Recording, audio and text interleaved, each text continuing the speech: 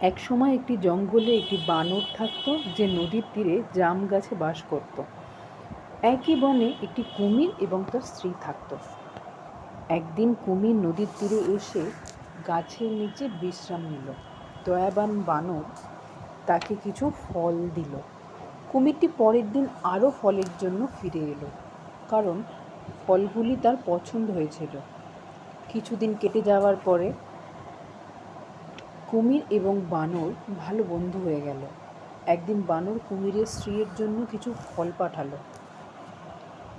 সে ফলগুলি খেলো এবং সেগুলি তার খুব ভালো লাগলো।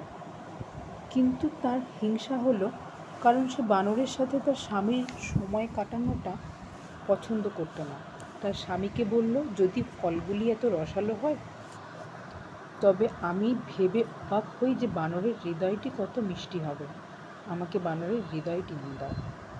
কুমিরটি তার বন্ধুকে হত্যা করতে রাজি হলো না, তবে কোনো উপায়ান্তর খুঁজে পেল না। সে বানরকে তার বাড়িতে খাবারের জন্য আমন্ত্রণ জানালো এবং বলল যে তার সাথে দেখা করতে চায়। বানর খুশি হলো, তবে সে সাঁতার কাটতে পারে না। তাই কুমির তাকে পিঠে করে নিয়ে গেল। কুমির খুশি হলো যে সে বানরকে বোকা বানাতে পেরেছে, কিন্তু নিয়ে যাওয়ার সময় সে বানরকে বাড়িতে নিয়ে যাওয়ার আসল কারণটি বলে ফেলল। চতুর বানর বলল, তোমার আমাকে আগেই বলে দেওয়া উচিত ছিল। আমি আমার হৃদয় গাছের ওপরে রেখে এসেছি।